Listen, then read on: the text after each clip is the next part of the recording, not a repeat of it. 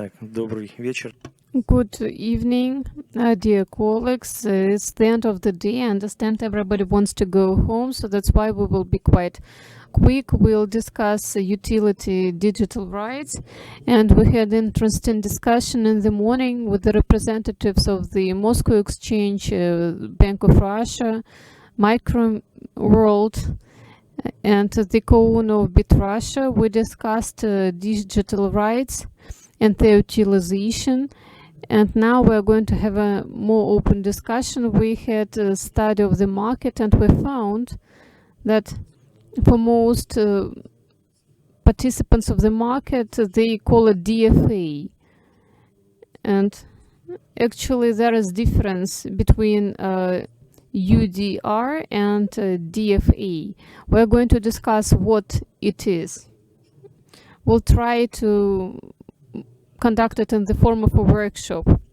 Let's give the definition to utility digital rights. I'll give you practical examples with interface. Actually, we researching full on for the platform which we can use for showing how you can use this utility digital rights, and also we'll discuss the specifics of these rights. Let's first give the definition to utility digital rights. Certain laws gave the definition to them from 2018 to 2023. The first was a federal law as of the 18th of March 2019. It gave the definition what digital right is. Then there was another federal law in 2019 that explained what digital financial assets are and what investment platforms could be used. And the last law explained what utility digital rights are. Most people think that DFA are utility digital rights, but actually it's not true. So let me explain in more details what they are and what is the advantage of UDR to DFA.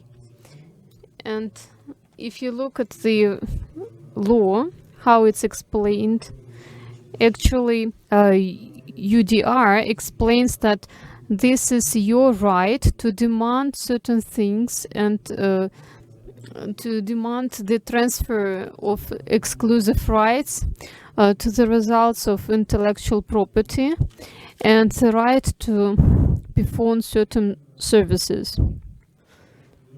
Let's discuss how digital utility rights emerge. A company cannot just say we issue tokens and then we sell them.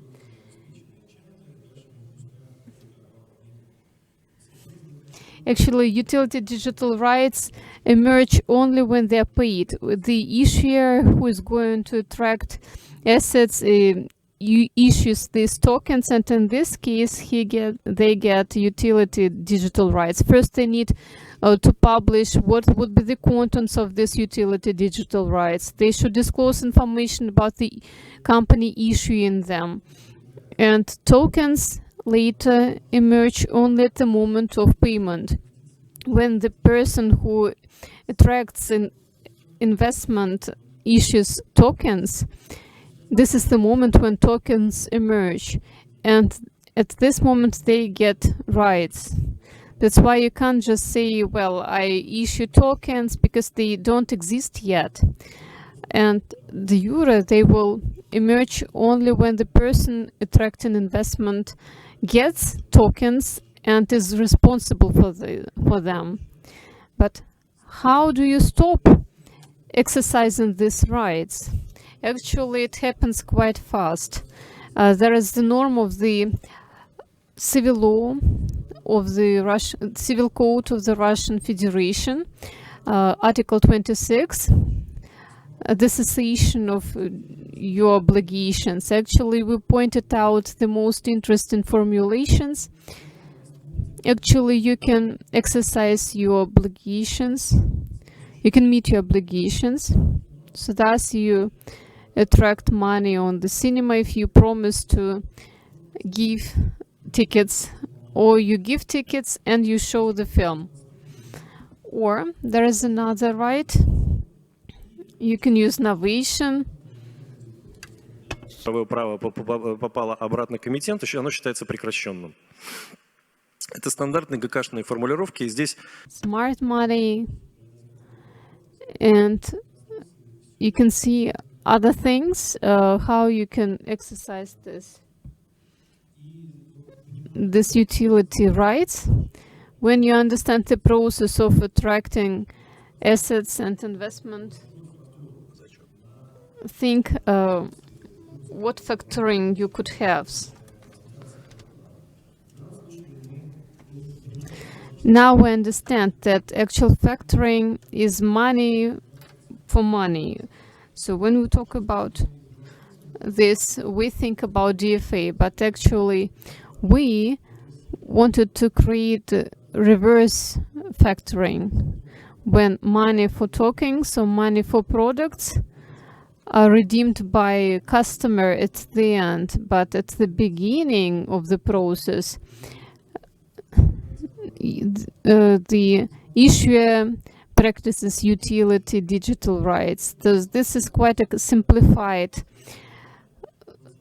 scheme, but if you look at this, this is what actually happens. Let's imagine some supplier of meat supplies monthly meat to a chain of meat stores. Regular supplies, regular shipments. There is no cash gap because usually there is delay to payment, and then they need to cover this delay to payment, the gap in the takings.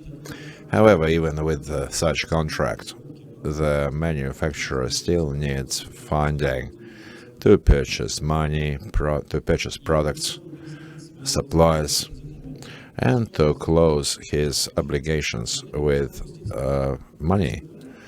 The manufacturer can issue utilitarian digital rights and do factoring. So factor buys the tokens and finances the manufacturer.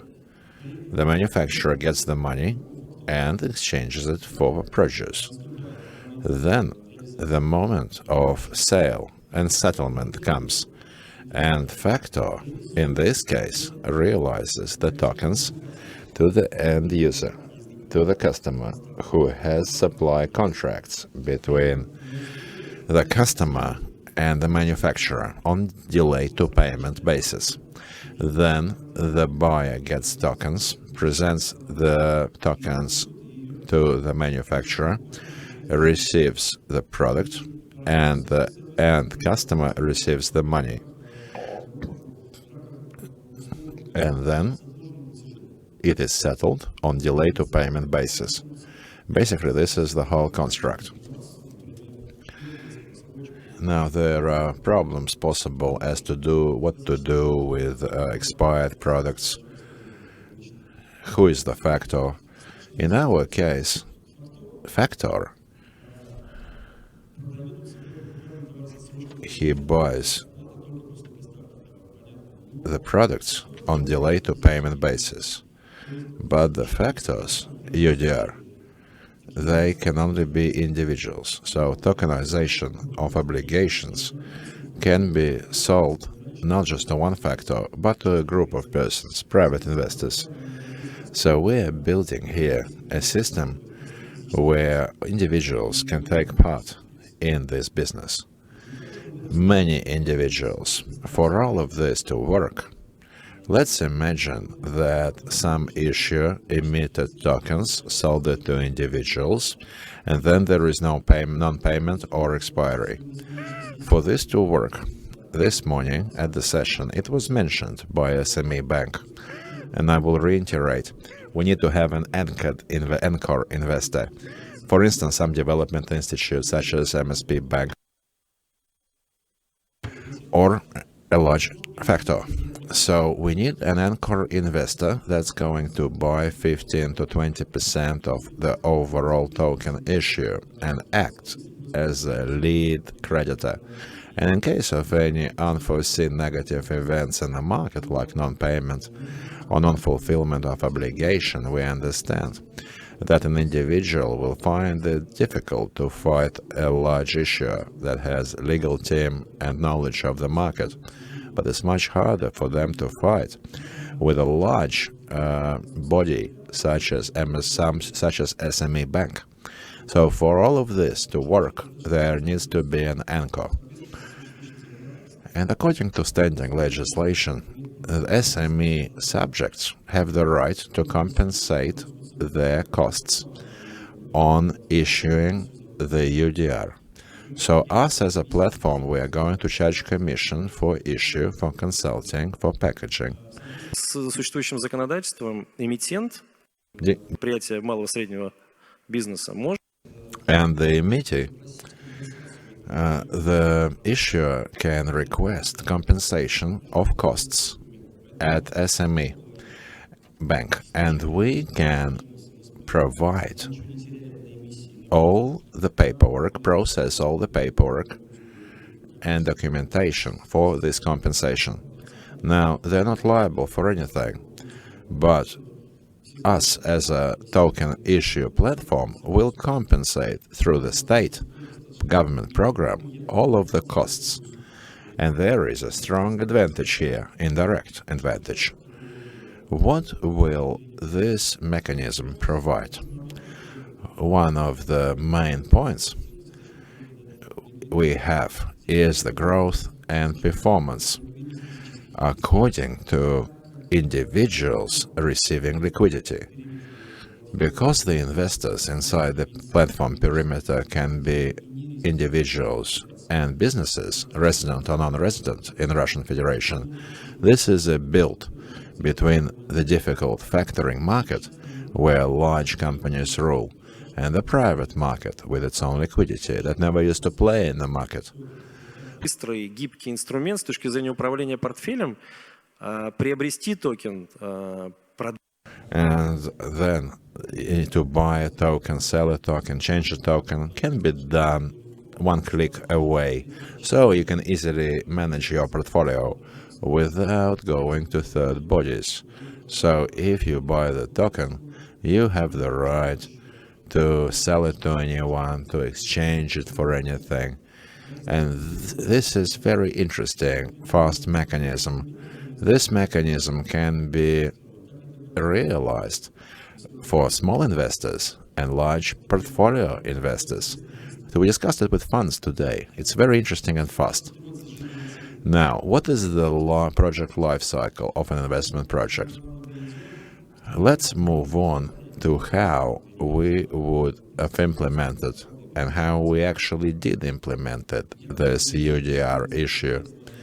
I would split the life cycle into 3 blocks. First is a preparatory stage, where we do client boarding, issuer boarding, we do verifications, and potential issuer begins creating the investment project.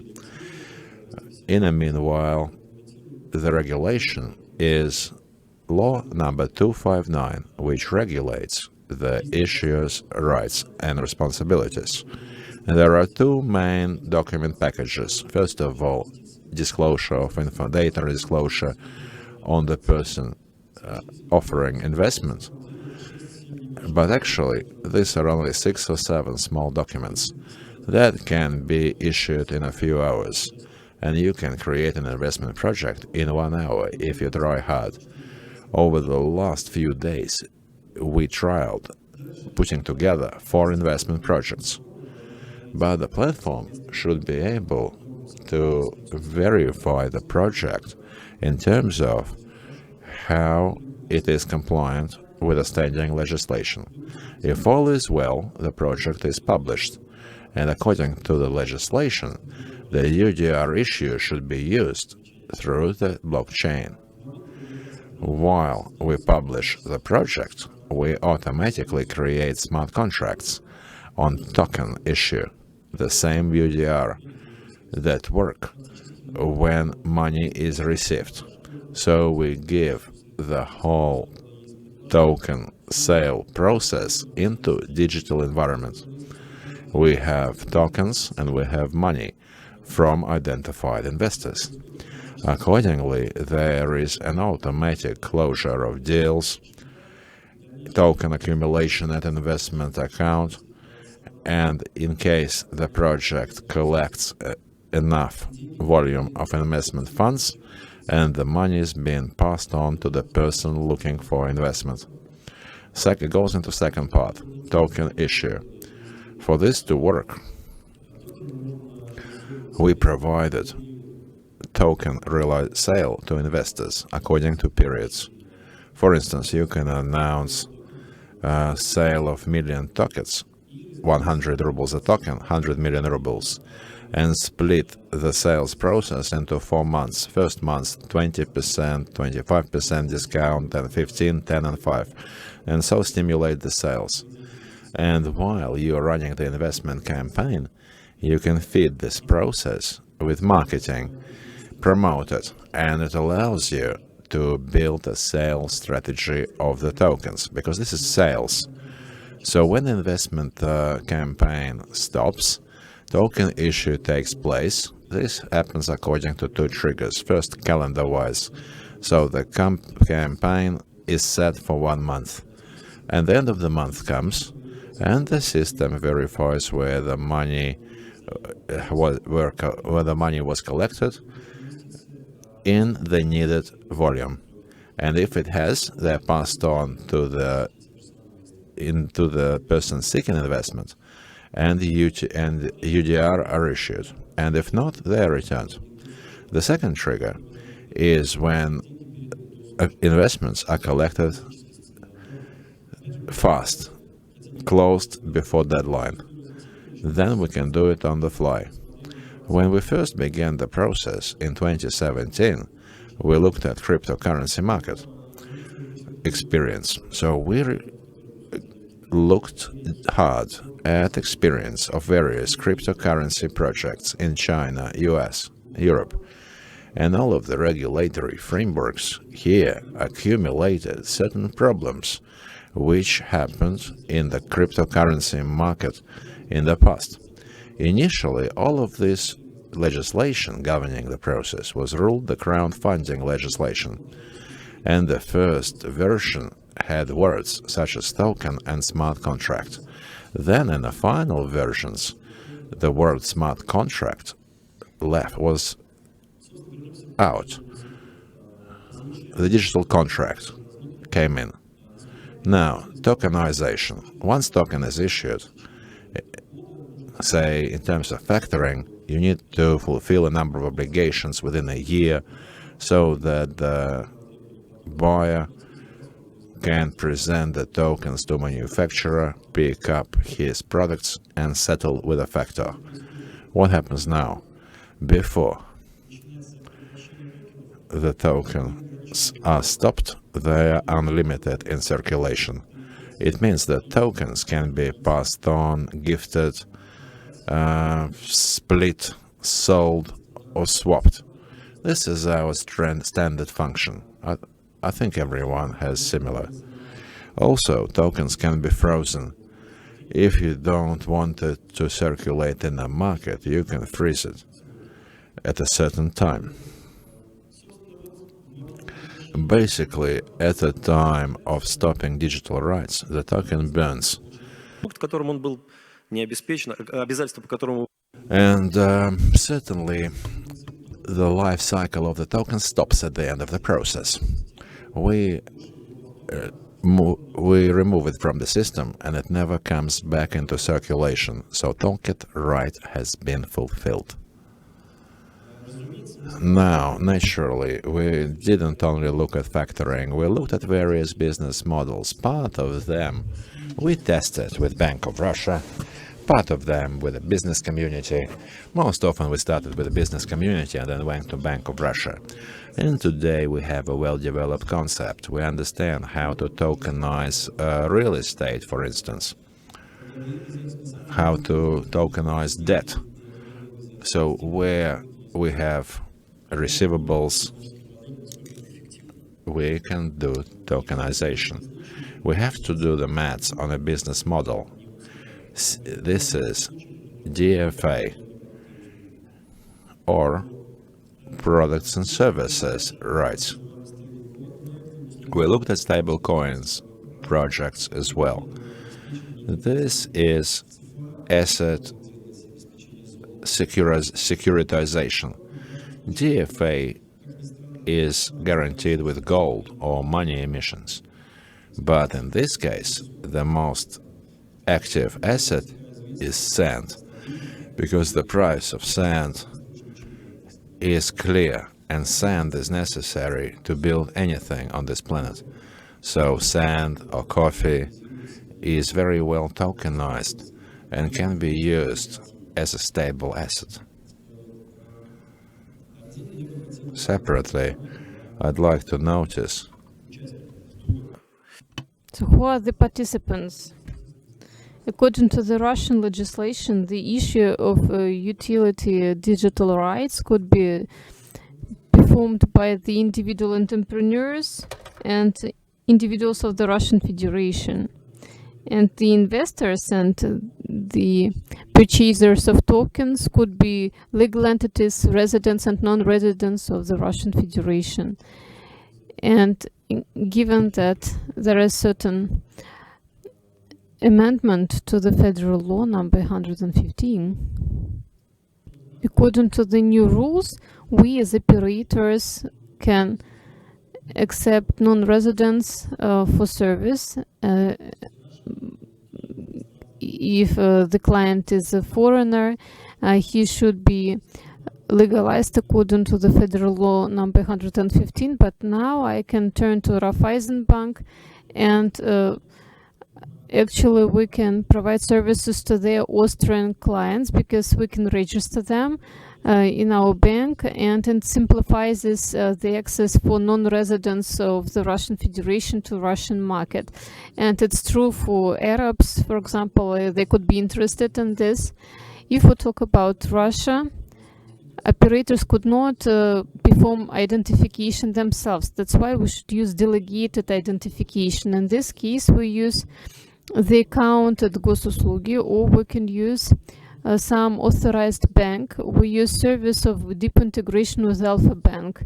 We started with Tinkoff Bank. We had good cooperation at the beginning, and Tinkoff ID, Alpha ID, and other ID services were quite simple for us. They resolved the issues with identification. And not only federal law number 115 requires this, actually it influences monetization, how much money an individual could spend to buy tokens. Why it's done? Actually, it's protection of the market of unqualified individuals from mistakes. If you are not qualified, you can spend maximum 100,000 rubles and lose it. So you can spend up to 600,000 rubles, and it's the limit. But if you want to go further, to play bigger part, in this case, we should follow certain framework.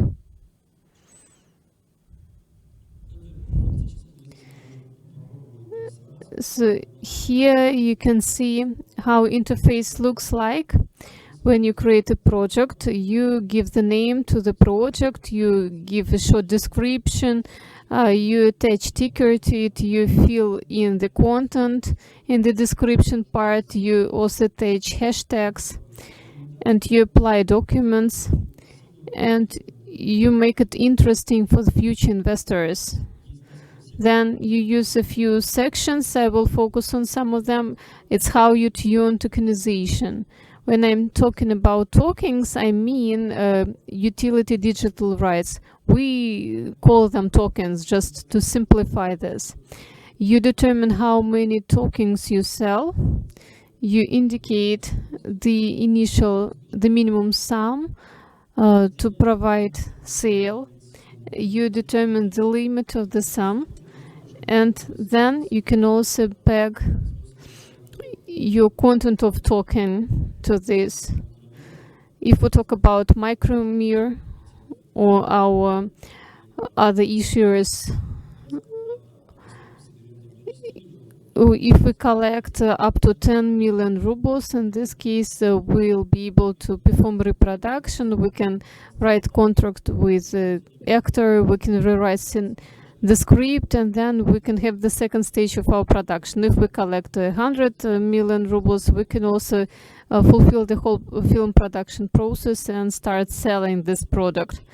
You can describe all this in the description part. It's quite a simple, flexible document, and it depends what goal you have, how much money you need to collect.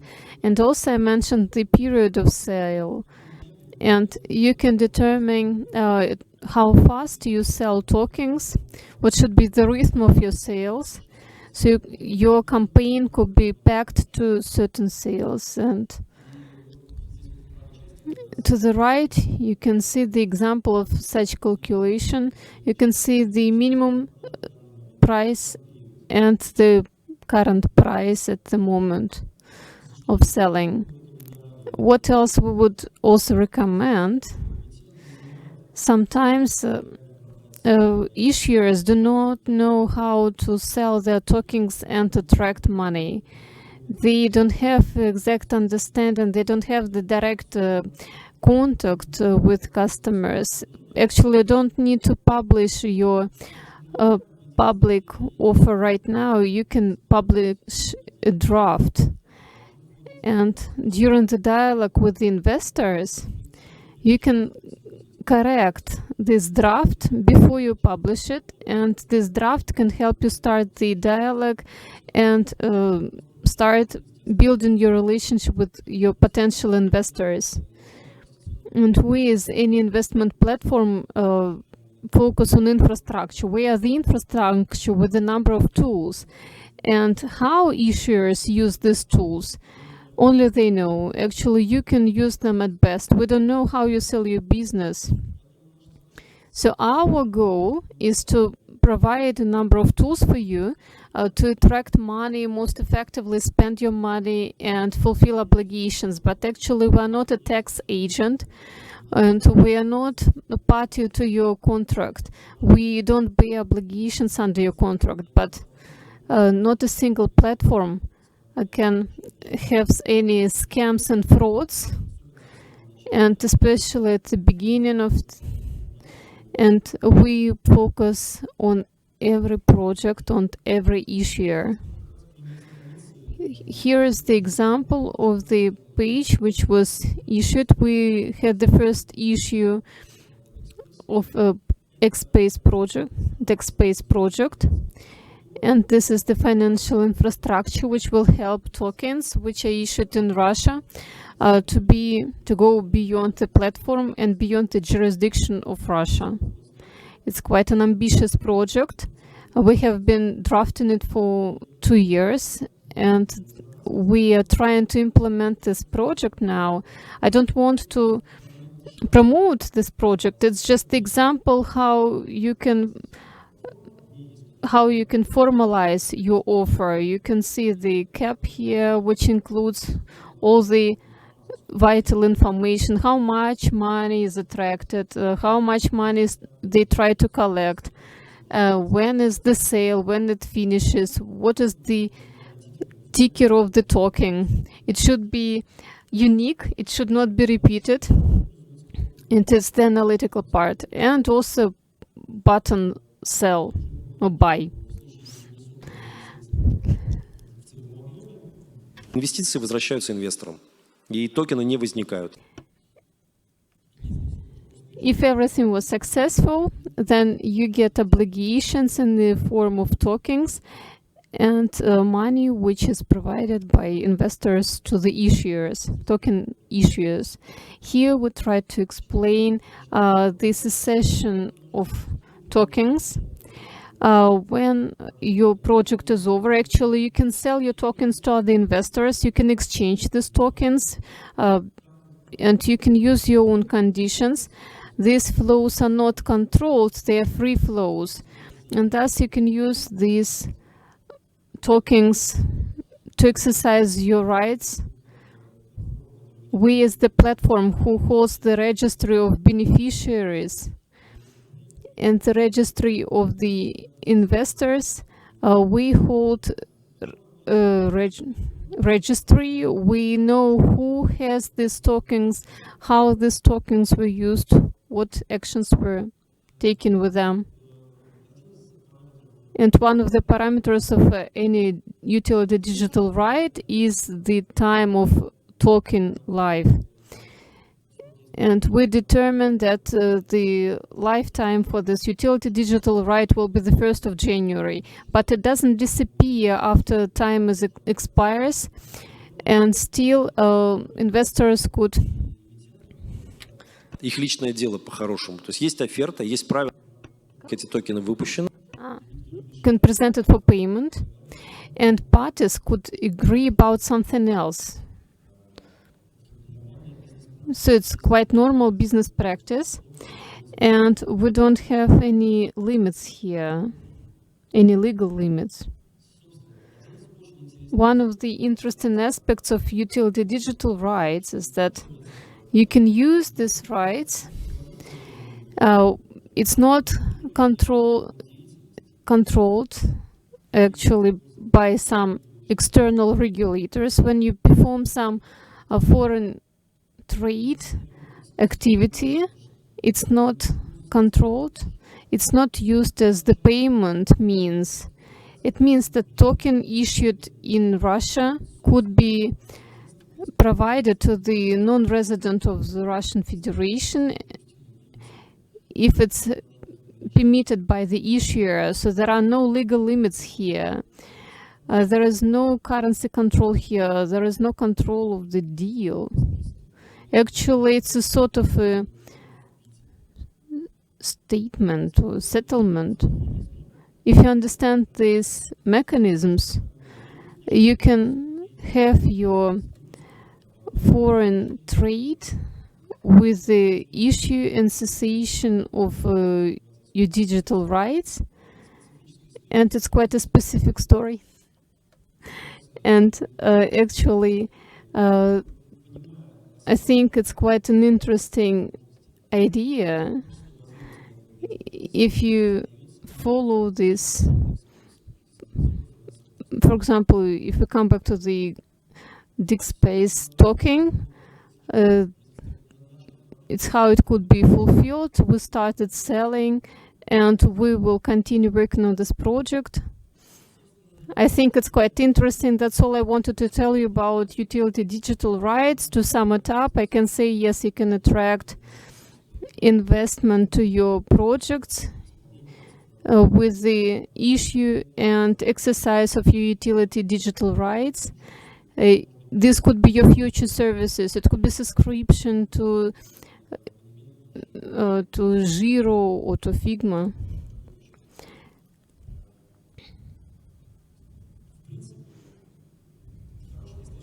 So it's quite a good product, and actually it was not in high demand on the market, but I think starting from today, from this Finapolis forum, it will develop. I'm ready to answer your questions if you have any. Well, what's your question?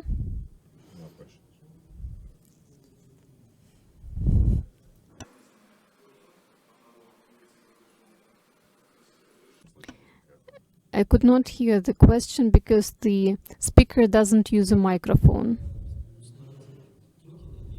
Well, token is not money. That's why you don't need to pay VAT here. But we can suppose, hypothetically, that you perform sale and you get profit. In this case, you will have to pay VAT. But before it's sold, you have no obligations to pay taxes. It's like cryptocurrencies. So when you monetize cryptocurrency, you pay tax. If you use it in the shape of cryptocurrency, you don't pay tax. And here you can have zero costs. Or you can just give it as a present to somebody else. Why we decided to create it? Well, it can be compared with some inheritance. When you want to give this to members of your family, but actually it's the right to certain services which you can grant somebody with, and until you perform sale, actually it's not an exact product, and that's why you don't need to pay tax.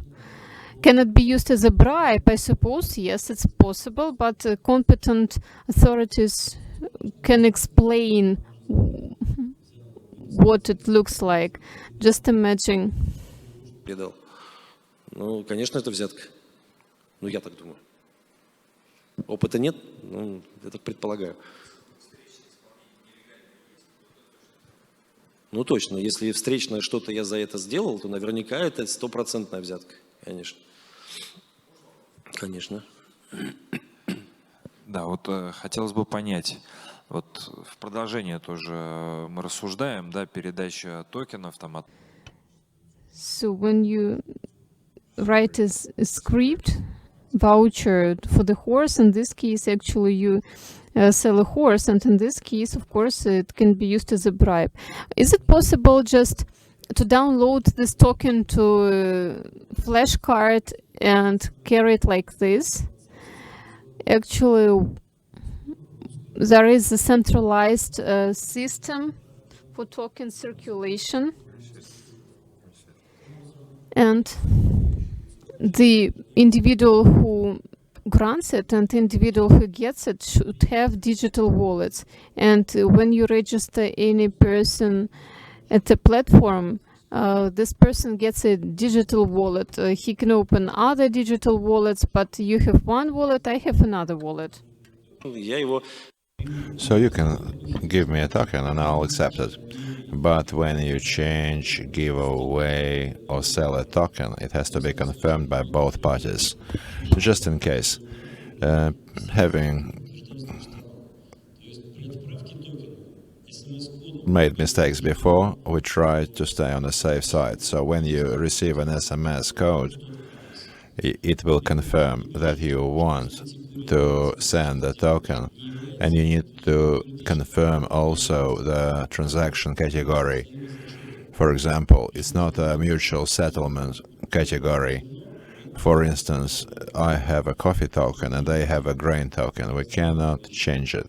They are different things of different category. So when you try to send a token to counterparty, you need to sign it with a text message. Then I will get the notification and I need to accept it. I need to verify it. So both parties are responsible for the transaction.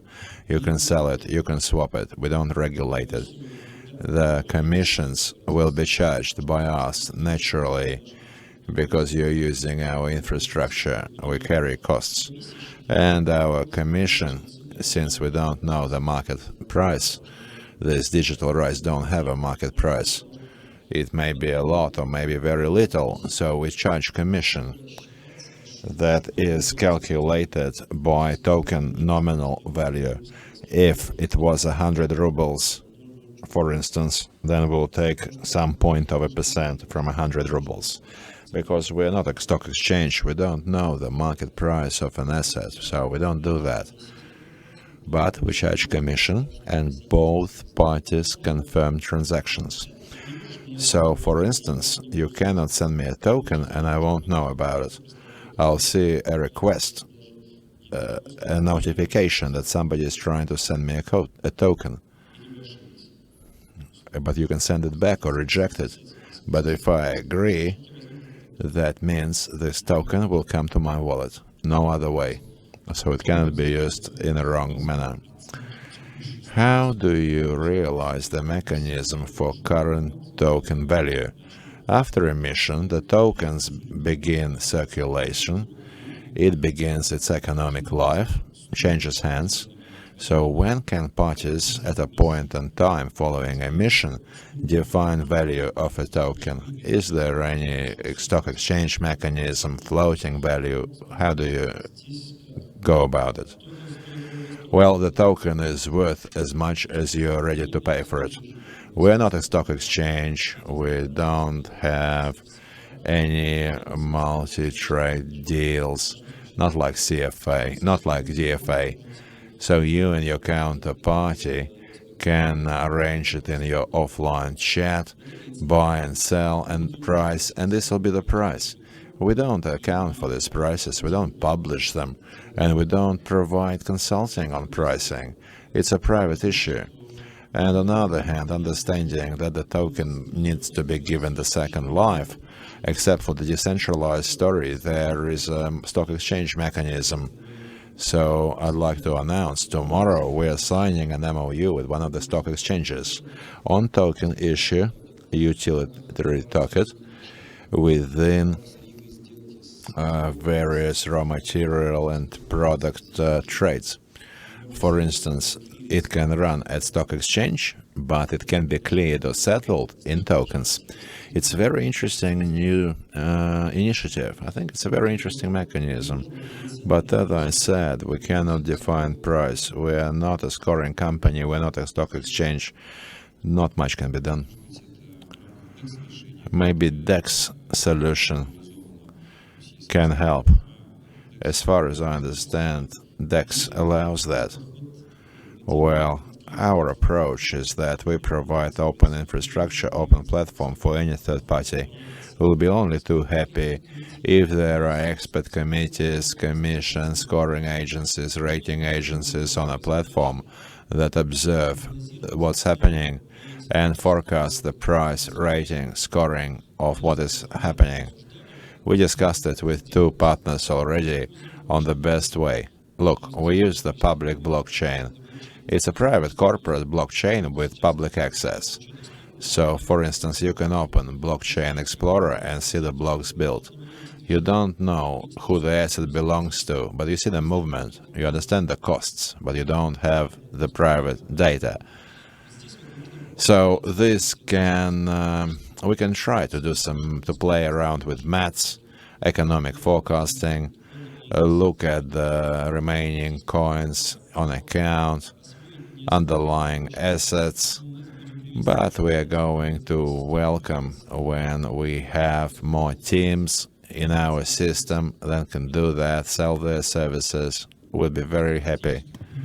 So theoretically, in the future, if we have more issues of utilitarian digital rights, UDR, and we have more emissions of UDR in various economy sectors, theoretically, in the future, this can be like a stock exchange of sorts that will have quotes for these tokens. Well, we didn't see direct prohibition in the law to sell tokens, but we have a lot of respect for existing players, so we would rather use existing mechanism. And if we have a DEX format stock exchange that sells these services, that's great, because we want these tokens to become interesting, to become attractive to anyone outside our closed club. How do we get it outside? Provide circulation. That's the key here, not just in Russia, but also abroad. You can do the UDR, but not DFA. Now, that's the reason for DFA. We say DFA is done for the world, but UDR for ourselves, because we don't see anyone else playing in the UDR market. And this is the reason for that, because UDR has economic liberal rights, economic opportunity, trading. Last question, I heard that quite recently central bank publicly spoke on the issue of looking towards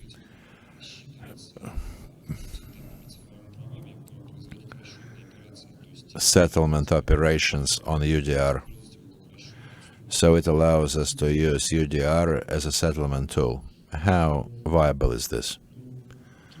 Well, it's very difficult to comment the central bank generally, but I can suppose that it may be possible when UDR for instance, is guaranteed by gold, it can be seen as a clearing trans-border settlement unit. But frankly speaking, I don't understand how this will work in the context of legislation, because for me it sounds like a surrogate of sorts. On the other hand, there is a rule. You can swap tokens from different issues when they are of the same category. For instance, Chinese gold or Russian gold is still gold. So in this case, why not? We can exchange tokens here and there, and this can be a universal clearing story. Why not? Well, supposing somebody needs coffee, other people need sand.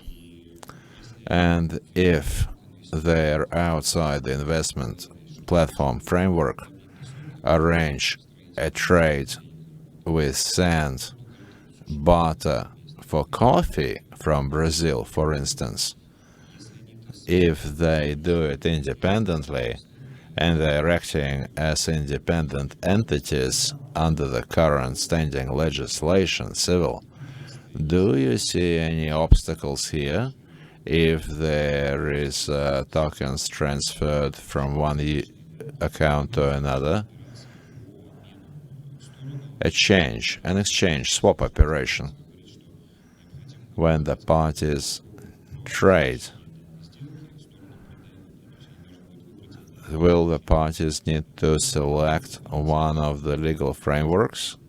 Okay, are you going to block this trade if they decide to change different category tokens? I already mentioned secondary turnover. I already said that tokens have to be uniform. Also, a request will follow up when you send the token with what type of transaction it is and what type of category it is. And if both parties select the same point, they make the right click on both points, then we will allow the transaction. But everything that happens with real turnover is outside of the platform.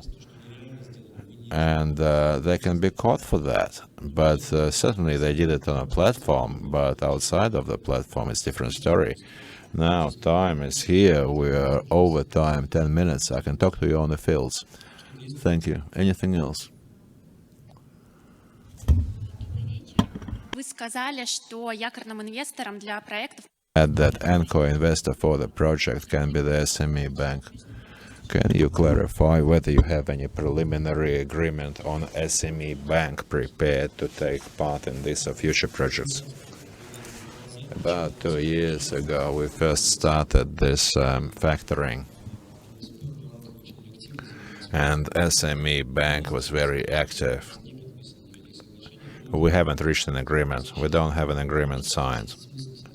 But certainly we understand this cooperation makes sense. We'll try to reach agreement. But today there is no agreement. Thank you. Возраста человек может быть инвестором? How old? What is the age of investor? From 18 years old. What about gifting it to children? I cannot gift it to small children, like really small children. No, you cannot even open an account for a small child. I don't know how this works. Look, if they have an account at Alpha Bank, we will identify him and create an account. My child has a passport at 5, so theoretically, yes, I can give him a token. It's a good question in terms of legal framework. I'm not sure. Very interesting question. Thank you.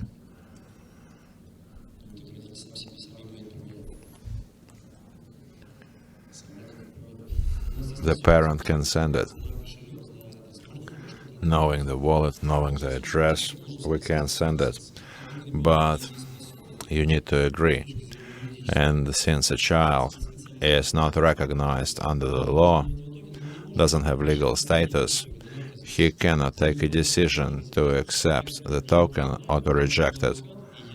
So I will send it to the child, open his account, and then confirm it. That's how it would be under the law. Thank you for that. That's all, and goodbye.